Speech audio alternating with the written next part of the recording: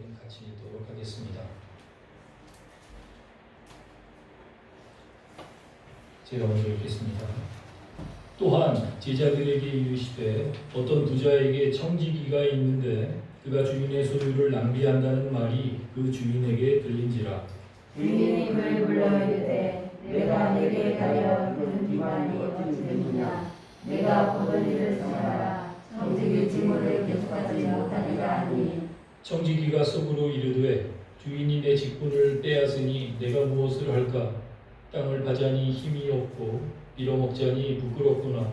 내가 해를 알아보다. 이렇게 하면 직분을 빼앗긴 후에 사람들이 너를 자기 집으로 오려하리라 하고.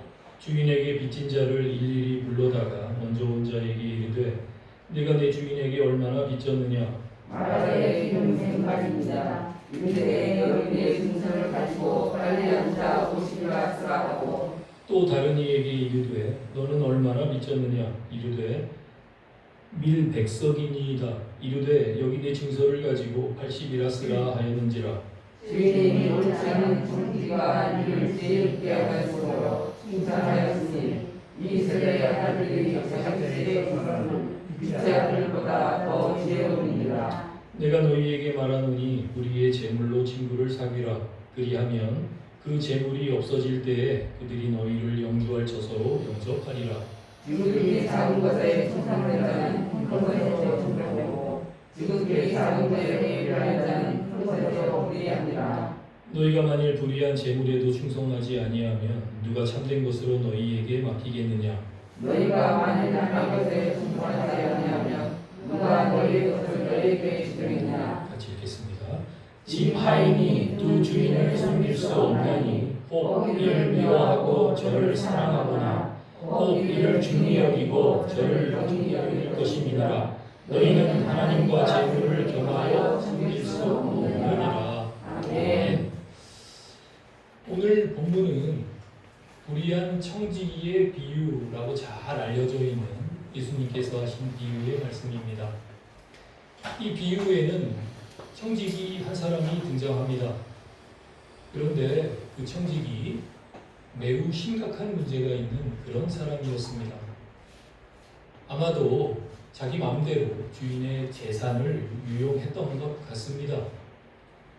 결국 주인도 그 사실을 알게 되고 마침내 청지기를 불러서 이제 내가 하던 일을 다 정리하고 다른 일을 알아봐라 라고 이야기합니다.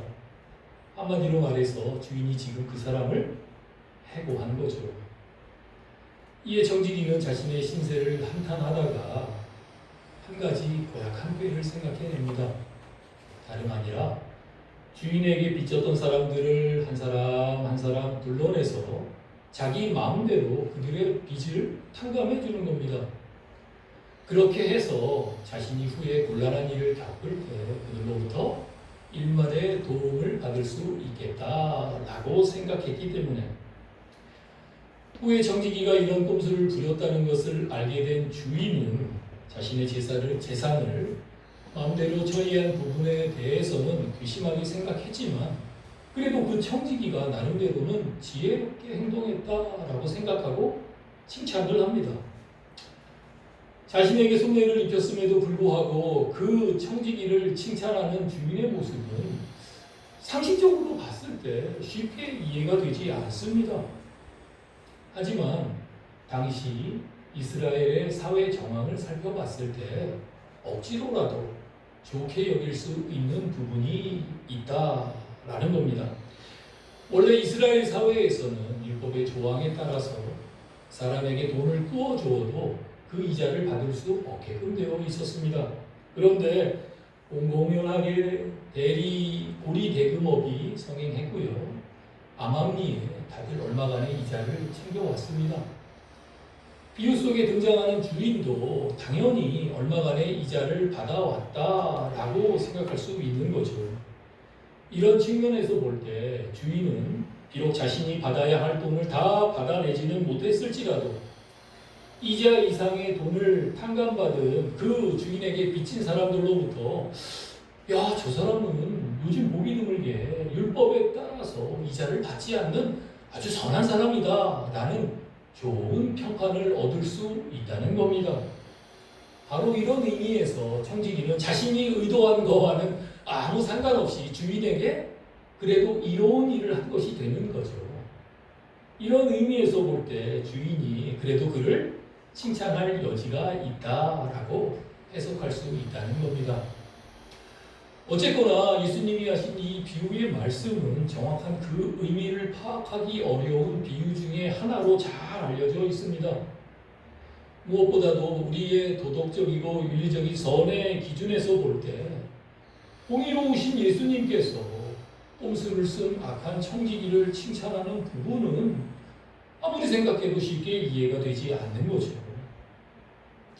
하지만 말씀의 흐름을 따라서 앞뒤의 문맥을 연관지어 깊이 생각해 보면 이 말씀의 맥락이 무엇인지, 예수님께서 지금 우리에게 어떤 가르침을 주고자 하시는 건지 이해할 수 있게 됩니다. 자, 먼저 1절의 말씀을 보겠습니다. 1절 말씀, 또한 제자들에게 이르시되 라는 말씀으로 시작되죠. 여기서 사용된 또한이라는 접속사는 그리고 또라는 의미입니다. 실제로 헬라어 원문 성경을 보면은 그리고 또라는 의미를 가진 데카이라는 접속사가 사용됩니다. 그러니까 성경은 이 이야기가 앞에서부터 쭉 연결되어 오고 있는 이야기다라는 것을 우리에게 암시해주고 있는 겁니다. 다시 말해서 16장의 이 비유의 말씀은 앞선 15장에서 하신 예수님의 말씀과 연관되어 있다라는 거죠. 여러분, 앞선 15장에는 세 가지 잃어버린 것에 대한 예수님이 하신 비유의 말씀이 등장합니다. 세 가지 잃어버린 것, 어떤 걸까요? 잃어버린 양, 잃어버린 동전, 드라크마 동전, 그리고 마지막으로 잃어버린 아들.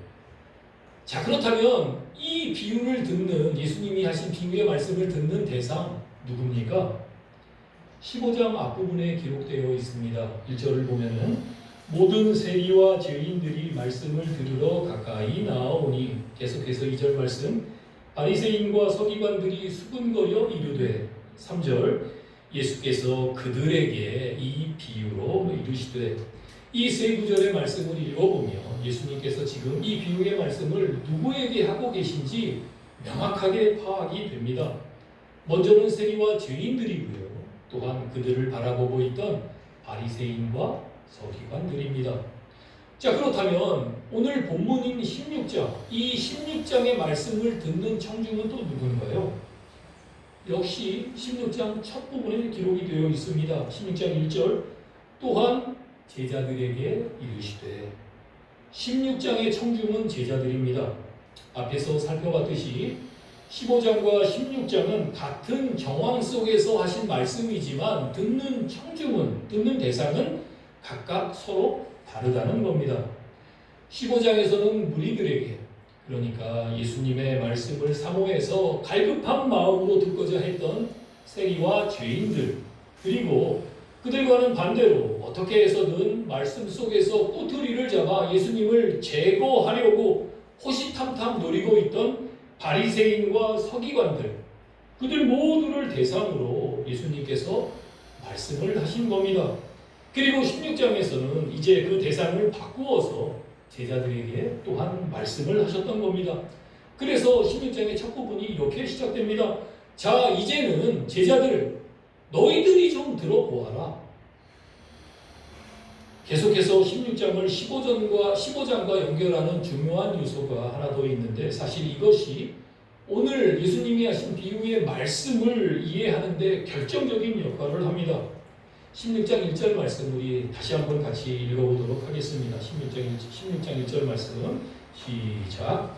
또한 제자들에게 이르시되 어떤 부자에게 청지기가 있는데 그가 주인의 소유를 낭비한다는 말이 그 주인에게 들린지라.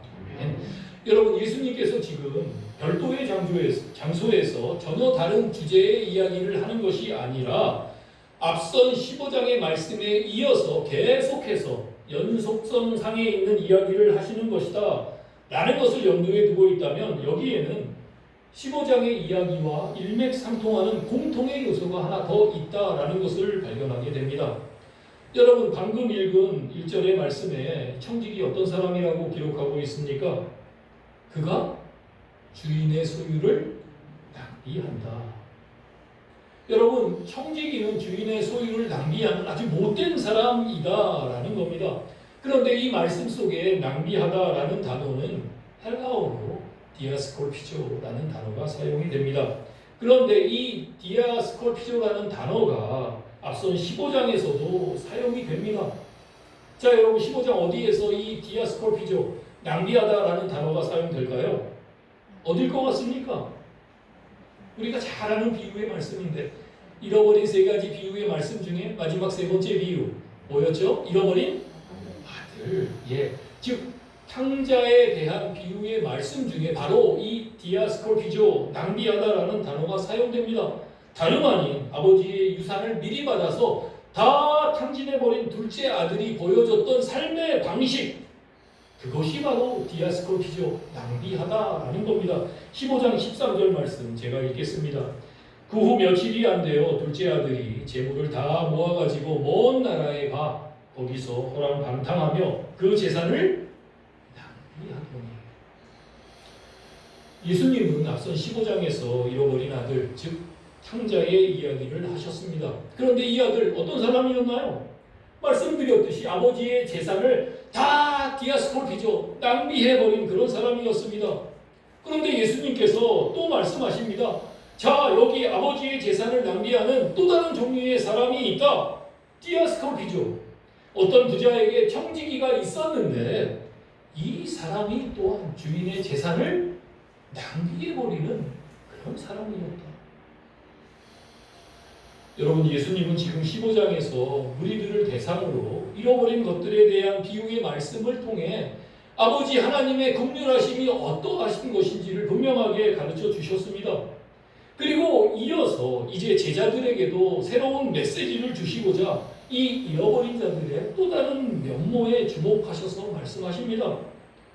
돌아온 탕자 이야기의 후속편으로 이렇게 탕자로 살아가는 사람들과는 180도 완전히 다른 삶을 살아가야 할 제자들은, 참된 그리스도인들은 과연 무엇에 초점을 맞춰 어떻게 살아가야 할 것인가에 대한 가르침을 주시고자 했다는 겁니다. 자, 그렇다면 주님께서 마치 탕자와도 같은 이 불의한 청지기에 대한 비유의 말씀을 통해 무엇을 우리에게 말씀하고자 했던 걸까요? 주님께서 이 비유의 말씀에서 제자들에게 가르치시고자 했던 것 과연 뭡니까? 이 또한 비유의 말씀 끝에 예수님께서 직접 분명하게 말씀해 주셨습니다. 본문 8절 말씀 우리 같이 한번 좀 읽어볼까요? 8절 말씀 시작. 주인이 이 옳지 않은 청지기가 이를 지혜 있게 하였으므로 칭찬하였으니 이 세대의 아들들이 자기 시대에 있어서는 빛의 아들들보다 더 지혜로움이니라. 여러분 예수님께서 비유의 말씀 중에 불의한 청지기를 등장시키신 그 이유는 이 세대의 아들들이 자기 세대에는 빛의 아들들보다 훨씬 더 지혜롭다라는 말씀을 하시기 위해서였습니다. 자, 그런데 우리가 앞에서도 잠깐 말씀드렸듯이 8절에 이 말씀을 읽으면서 우리가 심한 혼란에 빠지게 됩니다. 예수님께서 지금 불의한 청지기를 분명 칭찬하고 계시기 때문에, 아니 어떻게 예수님께서 저런 악한 자를 칭찬하실 수 있는 거야? 이런 생각이 당연히 드는 거죠. 하지만 여러분, 지금 예수님은 이 청지기의 행동을 칭찬하셨다거나 본받아야 할 것으로 말씀하신 것 아닙니다. 그가 악하고 잘못된 행동을 한 것은 그 누구도 부인할 수 없는 분명한 사실입니다. 하지만 그럼에도 불구하고 어떻게 해서든 자신의 미래를 대비하고자 하는 그 태도 하나만은 분명 제자들보다도 훨씬 더 지혜로웠다 라는 것을 말하고자 하셨을 뿐입니다. 여러분, 오늘날 많은 사람들이 보험을 듭니다. 아니 먹고 살기도 빠듯한데 왜 어렵게 별도의 돈을 마련해서 보험을 드는 겁니까? 딱 한 가지 이유 때문이죠. 내가 혹은 내 가족이 장래에 닥칠 수도 없는 어떤 미지의 어려움을 대비하기 위해서. 그래서 지금 조금의 어려움, 불편함을 기꺼이 감수해내는 겁니다. 이런 점에서 볼 때 청지기는 지금 보험을 드는 거라고 할 수 있습니다. 내가 지금 이 사람들의 빚을 탕감해주면 분명 훗날 그들이 내게 큰 도움이 될 수 있을 거야. 어찌됐든 그가 지금 하고 있는 것은 분명 자신의 미래를 대비하는 행위라고 할 수 있다는 거죠. 이 사실을 염두에 둔다면 이제 주님께서 왜 이 불의한 청지기를 칭찬하셨는지 이해가 됩니다. 여러분, 그 청지기는 하나님도 모르고 천국의 원리도 모르고 어떻게 사는 것이 하나님이 원하시는 길인지 전혀 모릅니다. 그렇기 때문에 훗날 자신에게 어떤 일이 닥치게 될지 알 수 없죠. 알지 못합니다. 하지만 그럼에도 불구하고 그는 전혀 알지 못하는 그 불확실한 미래를 위해서 나름대로 자신이 할 수 있는 최선의 것으로 대비하고자 노력합니다. 반면에 여러분, 우리는 어떻습니까?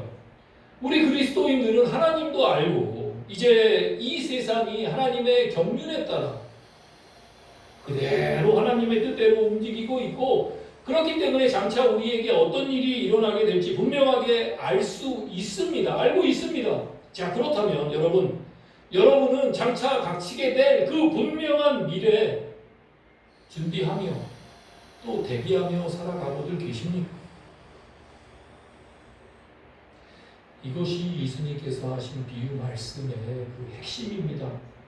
이 사실을 깨닫게 하기 위해서 예수님은 불의한 청지기를 제자들을 향한 경고의 대상으로 삼으셨던 거고요.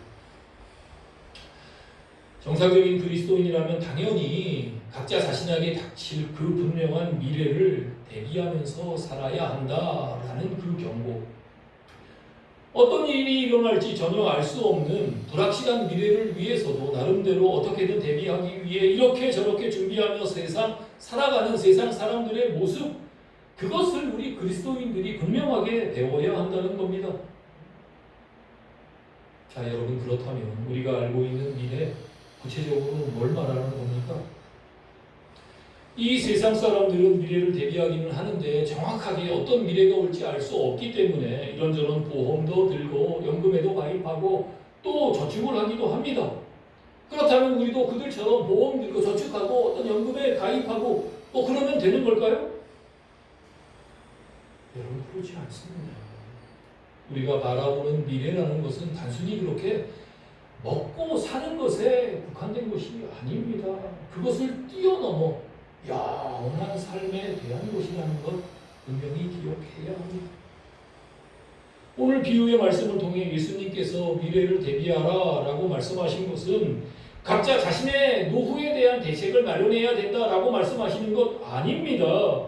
그보다 훨씬 더 중요한 미래, 즉 마지막 날 모든 사람이 마침내 경험하게 될 최후의 심판, 그 심판을 우리가 준비하고 또 대비하며 살아가야 한다는 겁니다. 여러분, 이 세상 사람들은 이 미래는 알지 못합니다. 그래서 세상 사람들의 관심은 그저 자신의 노후에 대한 준비를 뿐인 거죠. 그저 이런저런 보험에 들고 연금에 가입하고 저축을 통해 내가 나중에 충분히 먹고 살 만한 노후 자금을 마련하면 그것으로 모든 것이 다 끝이다라고 생각할 뿐인 거죠. 하지만 우리 그리스도인들은 그 후에 훨씬 더 무서운 미래가 우리를 기다리고 있다는 것 분명하게 알고 있습니다. 한 번 죽는 것은 사람에게 정해진 것이요, 그 후에는 심판이 있으니. 히브리서 9장의 이 말씀 너무나 잘 알고 있습니다. 그런데 어떻습니까? 그렇게 우리에게 닥칠 그 분명한 미래 준비하며 대비하며 살고 있습니까? 오늘 이 비유의 말씀을 통해 예수님은 지금 이렇게 말씀하고 있는 겁니다. 알 수 없는 미래를 위해서도 이 세상 사람들은 어떻게든 악착같이 준비하며 또 대비하며 살고자 하는데, 자칭 제자라고 하는 너희들은 과연 어떠하냐? 세상 사람들과는 달리 너희들은 장차 어떤 일이 일어날지 분명하게 알고 있을 텐데 그럼에도 불구하고 그 확실한 미래에 대해 조금의 준비도 없이 그저 그냥 그렇게 어영부영 살고 있는 것은 아니냐? 여러분 스스로의 솔직한 모습을 한번 되돌아보시기 바랍니다. 우리는 정말 마라나타 주 예수여 속히 오시옵소서 라는 마음으로 살아가고도 있습니다. 눈앞에 닥친 세상 일에는 온갖 열과 성을 다 하면서도 정작 영원한 미래를 위한 투자에는 하나님을 사랑하고 하나님 나라 확장을 위한 일에는 완전 등한시한 채 그저 그렇게 무념무상의 시간을 보내고 있는 것은 아니냐는 말이죠. 우리가 잠시 받는 험난에 경한 것이 지극히 크고 영원한 영광에 중한 것을 우리에게 이루게 함이니 우리가 주목하는 것은 보이는 것이 아니요 보이지 않는 것이니 보이는 것은 잠깐이요 보이지 않는 것은 영원합니다. 여러분 이 말씀에 따라 비록 우리 눈앞에 보이지 않을지라도 지극히 크고 영원한 영광에 중한 것을 소망하며 살아가는 그런 지혜가 우리 안에 넘쳐날 수 있기를 간절히 소망합니다. 아멘. 자 여러분 그렇다면 영원한 미래를 준비한다는 것 구체적으로 무엇을 어떻게 해야 하는 걸까요? 우리 믿는 자들이 불신자들과 달리 영원한 미래를 바라보고 준비해야 할 것 뭡니까? 주님은 이 또한 분명하게 말씀해 주셨죠. 9절 말씀 여러분들 다시 한번 좀 같이 읽어봅시다. 9절 말씀 같이 읽겠습니다. 시작. 내가 너희에게 말하노니 우리의 재물로 친구를 사귀라.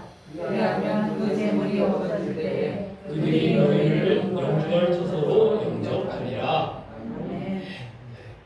한마디로 말해서 불의한 재물로 친구를 사귀라 라는 겁니다. 자 그런데 여러분 이 말씀 속에 불의한 재물이라는 것은 부정하게 나쁜 방법으로 벌어들인 그런 재물을 말하는 건 아니죠. 이 말은 단순히 재물의 본질적인 성격이 어떻다라는 것을 말씀하고 있는 것 뿐입니다.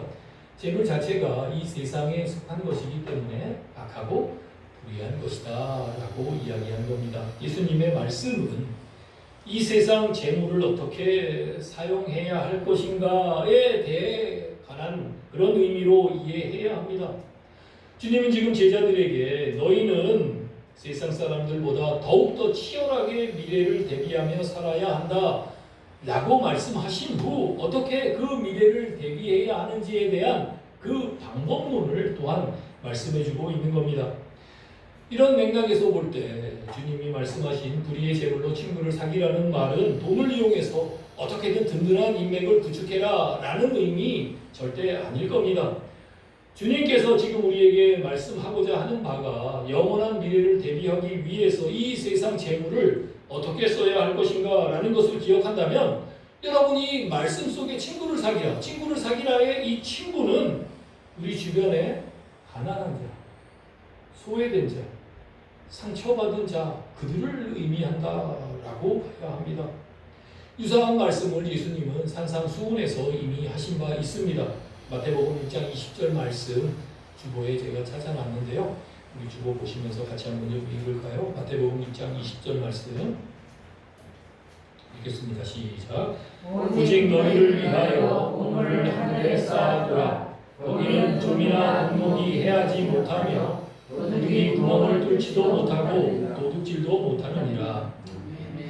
자 여러분 이 말씀 속에 우리를 위해 하늘에 보물을 쌓아두는 방법은 다름 아닌 우리 주변에 가난하고 헐벗고 소외된 자들을 돕는 것, 즉 그들을 위해 내 가진 보물을 기꺼이 사용하는 거라는 거죠. 결국 마태복음 6장에 보물을 하늘에 쌓아두는 방법과 누가복음 16장에 불의의 재물로 친구를 사귀는 방법은 다름 아닌 내가 가진 재물을 내 욕심과 욕망을 위해 사용하는 대신에 내 주변에 연약하고 어려운 가운데 있는 자들에게 아낌없이 베푸는 겁니다. 그리고 이것이 바로 9절 말씀 불의한 재물로 친구를 사귀라. 그리하면 그 재물이 없어질 때 그들이 너희를 영주할 처소로 영접하리라 라는 말씀의 그 분명한 의미인 겁니다. 자, 그렇다면 여러분 여기서 한 걸음만 더 나아가서 한번 생각해 봅시다. 예수님께서 오늘 말씀에서 재물의 사용법에 대해 말씀하셨습니다. 그렇다면 이것이 정말 재물에만 국한된 그런 말씀일까요? 미래를 대비하기 위해서 내가 가진 재물을 올바르게 사용해야 한다라는 주님의 이 가르침을 분명히 우리가 만약 이해하고 있다면 여러분 이것은 단순히 재물의 사용법에 국한된 말씀이 아니라는 것을 분명하게 이해할 수 있습니다. 사실 예수님께서 말씀하시고자 하는 것은 재물을 뛰어넘어 우리가 이 땅에서 누릴 수 있는 모든 것을 말하는 겁니다. 경제학에서 소위 재화라고 불릴 수 있는 모든 것, 아니 그보다 훨씬 더 폭넓게 우리가 이 세상을 살아가면서 경험하게 되는 모든 것을 의미합니다. 따라서 주님은 지금 이렇게 말씀하고 있는 겁니다. 진정 너희가 마지막 날 하늘에서의 영원한 삶을 살기 원한다고? 그렇다면 내가 가진 이 땅의 모든 것을 그날을 준비하는 방식으로 기꺼이 연약한 자들에게 베풀고 나누고 또 섬기며 살아가야 한다. 그렇습니다, 여러분. 오늘 본문의 말씀이 우리에게 제시하고 있는 원리는 땅에서 우리가 누리고 있는 모든 것들이 사실은 우리의 미래를 대비하며 살아가는 도구가 되어야 한다라는 겁니다. 자, 이제 다시 이 말씀의 처음으로 돌아가 생각해 봅시다. 여러분, 예수님께서 왜 이 불의한 청지기를 비유의 말씀 속에 등장시키셨을까요? 왜 하필이면 청지기입니까? 여러분, 청지기란 주인의 모든 것을 맡아서 대신 관리하는 그런 사람을 말합니다. 그런데 탕자, 불신자, 죄인들은 이 청지기직을 어떻게 했습니까? 탕진했습니다. 우리가 앞에서 살펴봤던 대로 디아스콜피죠, 즉 낭비해버리고 말았습니다. 여러분, 하나님께서 이 땅의 모든 것을 우리에게 맡기신 것은 그것들을 우리 마음대로 낭비하고 또 허비해도 좋다라는 뜻 절대 아닙니다. 그럼에도 이 땅의 모든 사람들은 자신의 유익을 위해 자신의 욕심과 욕망을 쫓아 마음대로 그것들을 사용하면서 당연하다는 듯이 그렇게 살아갑니다.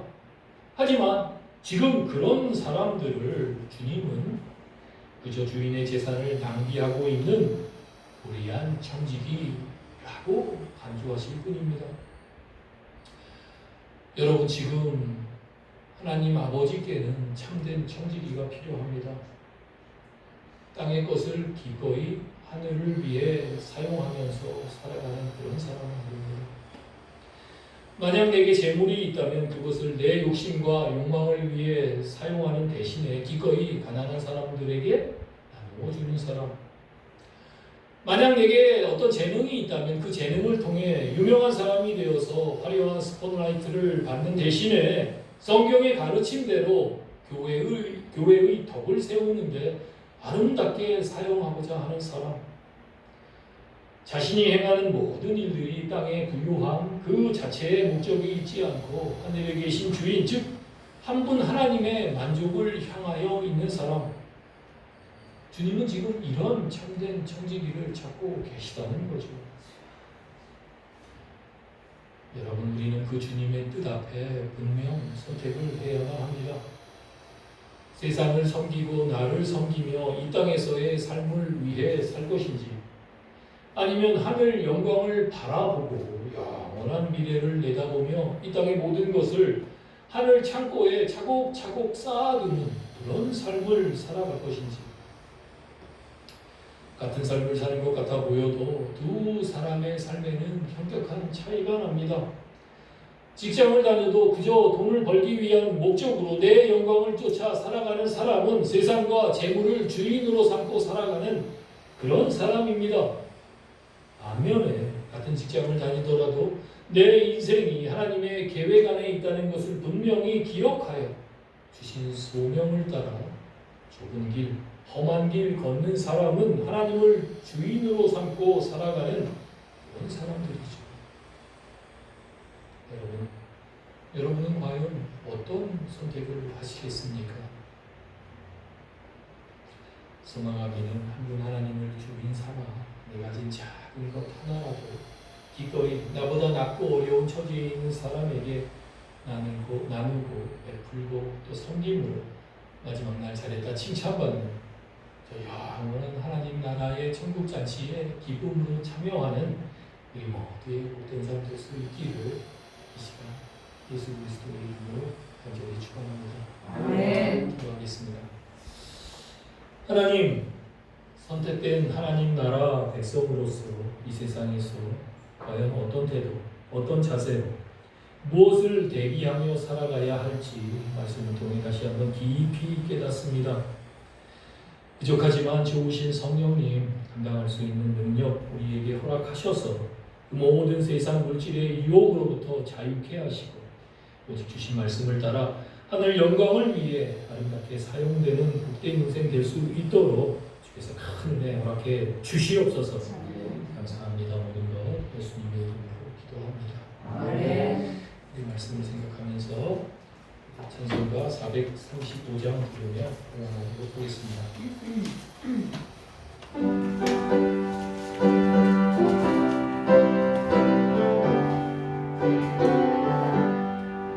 나의 영원하신 기여 생명보다 귀하다 나의 날길 바라보러 나와 너의 가소서 주께로 가까이 주께로 가오니 나의 발길 나가도록 나와 너의 가소서 세상 분이 아니란다 모든 명예 버리고 험한 길 가는 동안 나와 동행 하소서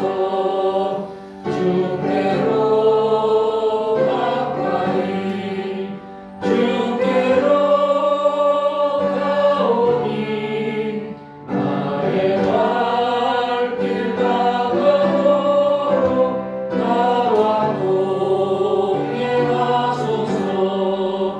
어느 골장 지나가고 험한 바다 건너서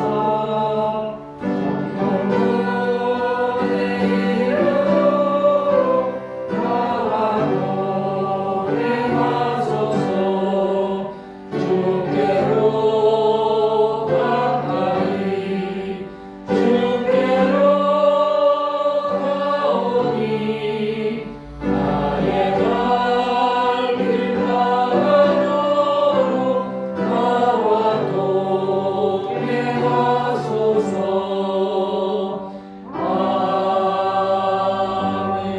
아멘. 기도하겠습니다. 하나님, 만물의 마지막이 가까운 이때 우리 모두 참된 청직이 되어 한 분 하나님의 만족을 위해 영원한 하늘 영광을 위해 기꺼이 자신을 드리는 지혜가 넘쳐날 수 있도록 인도해 주시옵소서. 특별히 이 시간 우리 삶 가운데 변함없이 부어지는 하나님의 은혜와 사랑에 감사하며 내가 가진 작은 것 기쁨으로 정성껏 올려드립니다. 하나님의 선한 뜻을 따라 가장 아름답게 사용될 수 있도록 은혜 내려 주시옵소서. 감사합니다. 모든 것 예수님 이름으로 기도드립니다. 아멘. 감사합니다. 우리 양옆에 있는 분에게 이렇게 인사하시죠. 사랑하고 또 축복합니다. 사랑하고 축복합니다. 사랑하고 축복합니다. 한 번 더 이렇게 권고합시다. 한 분 하나님만을 주인 삼아 삽시다. 한 분 하나님만의 주인 삼아 삽시다. 아멘. 할렐루야. 참 세상은 여러분 참 보면은 너무나 화려하고 너무나 달콤해 보이죠. 여러분. 하지만 뭐 여러분도 익히 경험해 보셨겠지만 그 화려함과 달콤함은 끝이 없습니다. 그런 것들이 결코 우리에게 그 어떤 만족도, 평안도, 참 기쁨도 줄 수 없는 거죠. 그러니까 세상 것은 파면 팔수록 점점 또 다른 뭔가를 평안을 누리게 되는 거예요. 영원히 만족이 없고 목마름만 있는 거죠. 반면에 하나님을 주인 삼아 살아가는 사람들은 내 가진 것과는 상관없이, 내 건강과는 아무 상관없이, 내 지혜와는 아무 상관없이 늘 만족과 평안을 노래합니다.